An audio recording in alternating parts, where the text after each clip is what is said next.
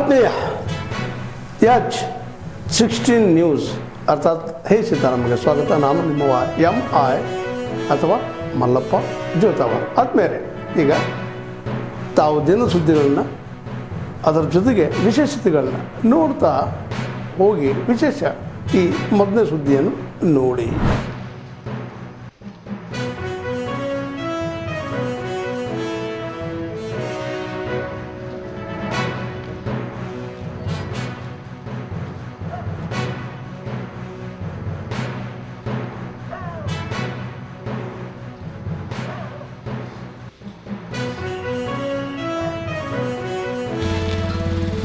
Sir नमस्ते.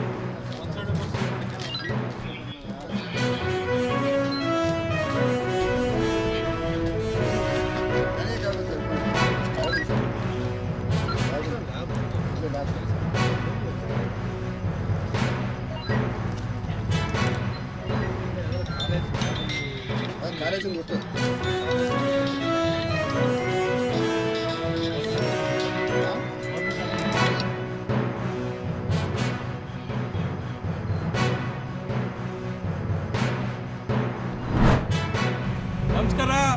ಚಿತ್ರದುರ್ಗ ಜಿಲ್ಲಾಧಿಕಾರಿಗಳೇ, ತಾವು ಏನು ಮಾಡ್ತಾ ಇದ್ದೀರಾ? ವಾಣಿ ವಿಲಾಸ ಸಾಗರ ಜಲಾಶಯ ಪ್ರತಿ ವರ್ಷದಂತೆ ಈ ವರ್ಷ ಸಹ ತುಂಬಿ ಹರಿತಾ ಇದೆ.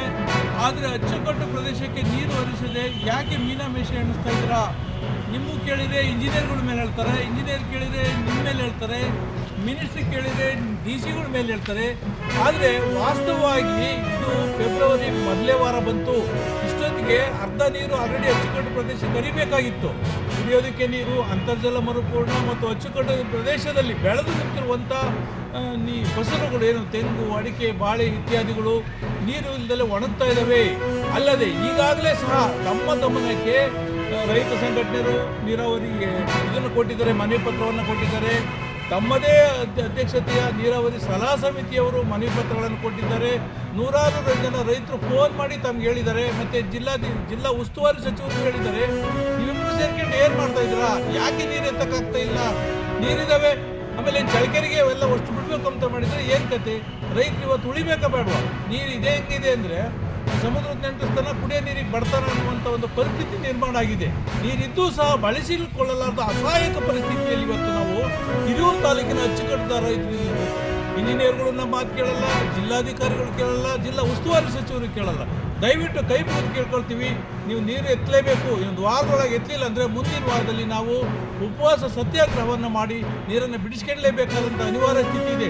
80 ಅಡಿಯಿಂದ ನೀರು ಬಿಟ್ಟಿದ್ರ, 90 ಅಡಿಯಿಂದ ಬಿಟ್ಟಿದ್ರ, 100 ಅಡಿಯಿಂದ ಬಿಟ್ಟಿದ್ರ, 130 ಅಡಿ ನೀರಿದ್ದಾಗ ಯಾಕೆ ಬಿಡೋಕ್ಕಾಗ್ತಾ ಇಲ್ಲ? ನೀರು ಏನು ತೊಂದರೆ ಆಗಿದೆ ನಿಮಗೆ ನೀರು ಬಿಡೋದಕ್ಕೆ? ಯಾರು ನಿಮ್ಮನ್ನು ಬಿಡಬೇಡ್ರಿ ಅಂತೇಳಿ ತಡೀತಿರೋದು ಯಾರು? ನಿಜವಾಗ್ಲೂ ದಯವಿಟ್ಟು ಭಾಳ ಬೇಜಾರಾಗ್ತಿದೆ. ರೈತರ ಅಳಲುಗಳನ್ನು ನೀವು ಕೇಳಬೇಕು. ನೀವು ಜಿಲ್ಲಾಧಿಕಾರಿಗಳು ಬರೀ ಕಚೇರಿಯಲ್ಲಿ ಕೂತ್ಕೊಂಡು ಮೀಟಿಂಗ್ ಮಾಡೋದ್ರಿಂದ ಉಪಯೋಗ ಆಗಲ್ಲ. ಒಂದು ಸಾರಿ ಬನ್ನಿ ಅಚ್ಚುಕಟ್ಟು ಪ್ರದೇಶಕ್ಕೆ, ನೋಡಿ ರೈತರ ಗೋಳುಗಳನ್ನು ಎಷ್ಟು ಕಷ್ಟ ಇದೆ ಅಂತಂದೇಳಿ. ದಯವಿಟ್ಟು ಕೈ ಮುಗಿದು ಕೇಳ್ಕೊಳ್ತೀವಿ. ಜಿಲ್ಲಾಧಿಕಾರಿಗಳೇ, ಜಿಲ್ಲಾ ಉಸ್ತುವಾರಿ ಸಚಿವರಾದ ಸುಧಾಕರ್ ಅವರೇ, ದಯವಿಟ್ಟು ವಾಣಿ ವಿಲಾಸದ ನೀರನ್ನು ತುರ್ತಾಗಿ ಎತ್ತಬೇಕಂತೇಳಿ ತಮ್ಮಲ್ಲಿ ಮನವಿ ಮಾಡ್ತಾ ಇದ್ದೀವಿ. ನಮಸ್ಕಾರ. ಜಿಲ್ಲಾಧಿಕಾರಿಗಳೇ, ತಾವು ಏನು ಮಾಡ್ತಾ ಇದ್ದೀರಾ? ವಾಣಿ ವಿಲಾಸ ಸಾಗರ ಜಲಾಶಯ ಪ್ರತಿ ವರ್ಷ ಇದೆ.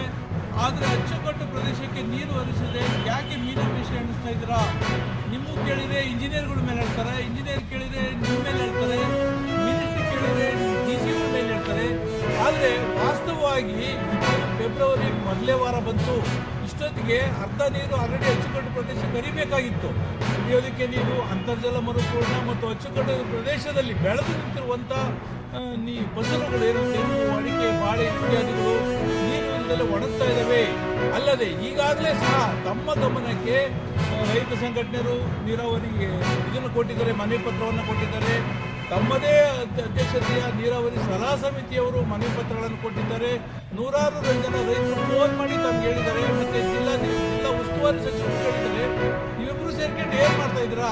ಯಾಕೆ ನೀರು ಎತ್ತಕ್ಕಾಗ್ತಾ ಇಲ್ಲ? ನೀರಿದ್ದಾವೆ. ಆಮೇಲೆ ಚಳಕೆರೆಗೆ ಅವೆಲ್ಲ ಅಷ್ಟು ಬಿಡಬೇಕು ಅಂತ ಮಾಡಿದರೆ ಏನು ಕತೆ? ರೈತರು ಇವತ್ತು ಉಳಿಬೇಕಾ ಬೇಡ?